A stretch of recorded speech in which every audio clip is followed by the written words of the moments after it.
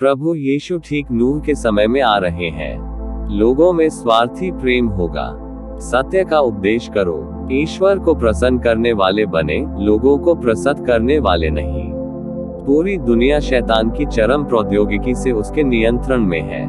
कैसे शैतान व्यभिचार के द्वारा पृथ्वी को भ्रष्ट कर रहा है। लोग यौन गतिविधियों में भाग ले रहे हैं, जो आज समाज में अधिक आम है। हर किसी के जीवन में धोखा देने वाली आत्माएं किस प्रकार काम कर रही हैं, यह नूह के दिनों की तरह है। उत्पत्ति अध्याय 6 पद 1 से 5। फिर जब मनुष्य भूमि के ऊपर बहुत बढ़ने लगे और उनके बेटियां उत्पन्न हुई, तब परमेश्वर के पुत्रों ने मनुष्य की पुत्रियों को देखा कि वे सुंदर हैं, सो उन्होंने जिस जिसको चाहा उनसे ब्याह कर लिया। और यहोवा ने कहा, मेरा आत्मा मनुष्य से सदा लो विवाद करता न रहेगा, क्योंकि मनुष्य भी शरीर ही है।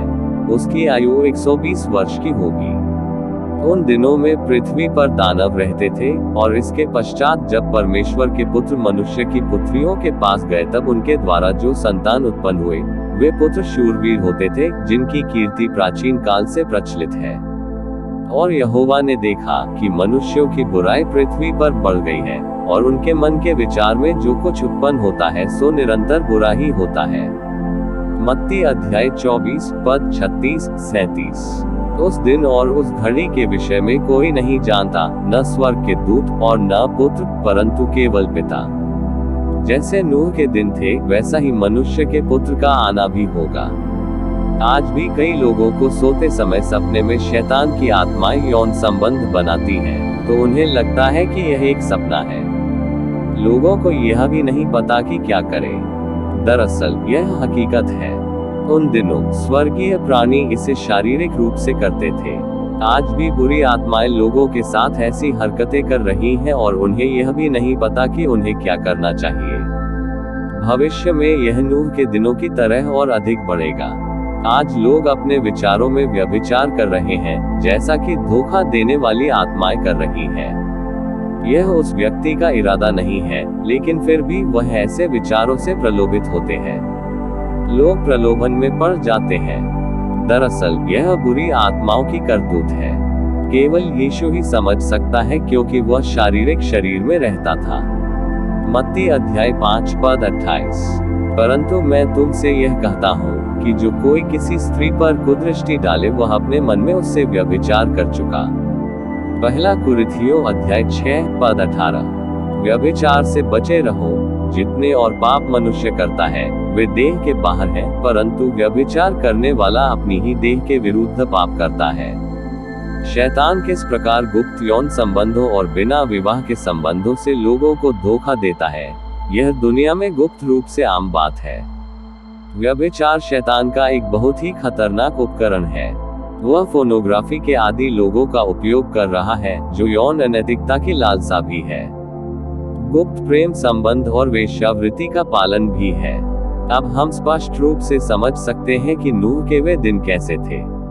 यौन अनैतिकता एक पाप है जिससे बचना चाहिए, क्योंकि यह खतरनाक है। यदि नहीं तो लोग नरक में जलेंगे। इससे बाहर निकलने का केवल एक ही तरीका है, अपने पापों को स्वीकार करें और यीशु मसीह पर विश्वास करें, जो आपको माफ करने को तैयार है। यूहन्ना अध्याय 3 पद 16। क्योंकि परमेश्वर ने जगत से ऐसा प्रेम रखा कि उसने अपना इकलौता पुत्र दे दिया, ताकि जो कोई उस पर विश्वास करे, वह नाश न हो, परंतु अनंत जीवन पाए। आज लोग बड़ी आसानी से झूठ बोल लेते हैं, परमेश्वर से भी नहीं डरते। परमेश्वर झूठ से नफरत करता है। शैतान लोगों पर विश्वास करने के लिए झूठी कहानियां बनाता है, और बहुत से लोग उनके झूठ का अनुसरण करते हैं, प्रलोभन में पड़ जाते हैं और झूठ बोलते हैं और झूठ पर विश्वास करते हैं। जो झूठ पैदा करता है, वे आग की झील में जाएगा।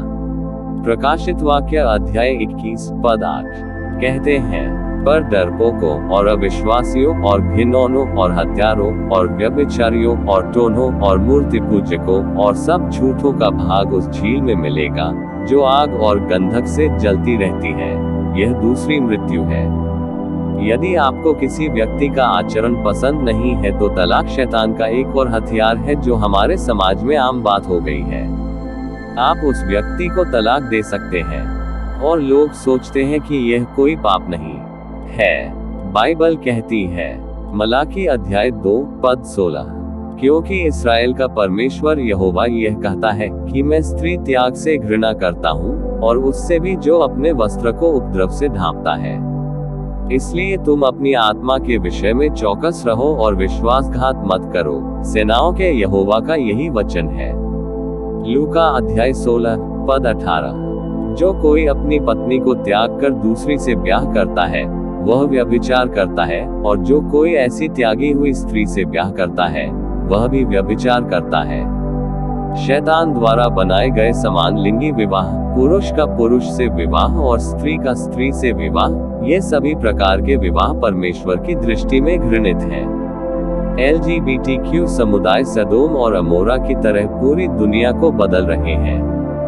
बाइबल कहती है, यहूदा अध्याय 1 पद 7, इसी प्रकार मैं तुम्हें यह भी याद दिलाना चाहता हूँ कि सदोम और अमोरा तथा आसपास के नगरों ने इन दूतों के समान ही यौन अनाचार किया तथा अप्राकृतिक यौन संबंधों के पीछे दौड़ते रहे। उन्हें कभी नहीं बुझने वाली अग्नि में झोंक देने का दंड दिया गया। वे हमारे लिए उदाहरण के रूप में स्थित हैं। AI जैसी चरम तकनीक अब मानव अस्तित्व में हस्तक्षेप कर रही है और चर्चों में पवित्र आत्मा की जगह ले रही है। जीवन के हर पहलू में लोग इसे खुशी खुशी स्वीकार कर रहे हैं। रोबोट किसी भी गिरजाघर में कैसे प्रचार कर सकता है? दूसरा तीमुथियुस अध्याय 3 पद 1 से 5, पर यह जान रख कि अंतिम दिनों में कठिन समय आएंगे, क्योंकि मनुष्य स्वार्थी, लोभी, दीनमार, अभिमानी, निंदक, माता पिता की आज्ञा टालने वाले, कृतघ्न, अपवित्र, दया रहित, क्षमा रहित, दोष लगाने वाले, असंयमी, कठोर, भले के बैरी, विश्वासघाती, ढीठ, घमंडी और परमेश्वर के नहीं वरन सुखविलासी के चाहने वाले होंगे। वे भक्ति का भेष तो धरेंगे पर उसकी शक्ति को न मानेंगे। ऐसों से परे रहना। फिलिप्पियों अध्याय 2 पद 3 से 5, विरोध या झूठी बड़ाई के लिए कुछ न करो पर दीनता से एक दूसरे को अपने से अच्छा समझो। हर एक अपनी ही हित की नहीं वरन दूसरों की हित की भी चिंता करे। जैसा मसीह यीशु का स्वभाव था वैसा ही तुम्हारा भी स्वभाव हो। हम नूह के दिनों में जी रहे हैं। सही दिन यीशु के आने का केवल पिता ही जानते हैं। जब हर कोई सोचता है कि सब कुछ सामान्य और शांतिपूर्ण है, उस समय यीशु आएंगे जब हमने कभी उम्मीद नहीं की होगी। किंतु प्रभु का दिन चुपके से चोर की तरह आएगा। उस दिन एक भयंकर गर्जना के साथ आकाश विलीन हो जाएंगे और आकाशीय पिंड आग में जलकर नष्ट हो जाएंगे तथा यह धरती और इस धरती पर की सभी वस्तुएं जल जाएगी। क्योंकि जब ये सभी वस्तुएं इस प्रकार नष्ट होने को जा रही हैं, तो सोचो तुम्हें किस प्रकार जीना चाहिए। तुम्हें पवित्र जीवन जीना चाहिए, पवित्र जीवन जो परमेश्वर को पसंद है। परमेश्वर अभी भी हमें अपने पापों से पश्चाताप करने और यीशु मसीह को अपने उद्धारकर्ता के रूप में स्वीकार करने का समय दे रहे हैं। वह स्वर्ग का एकमात्र रास्ता है। उठा लिए जाने से न चूके। नरक में मत जाओ, यह एक खतरनाक जगह है। आज पश्चाताप करो। हर दिन अपनी बाइबल पढ़ें और सच्चाई जाने। निरंतर प्रार्थना करते रहे। प्रभु आपको आशीष दे। देखने के लिए धन्यवाद।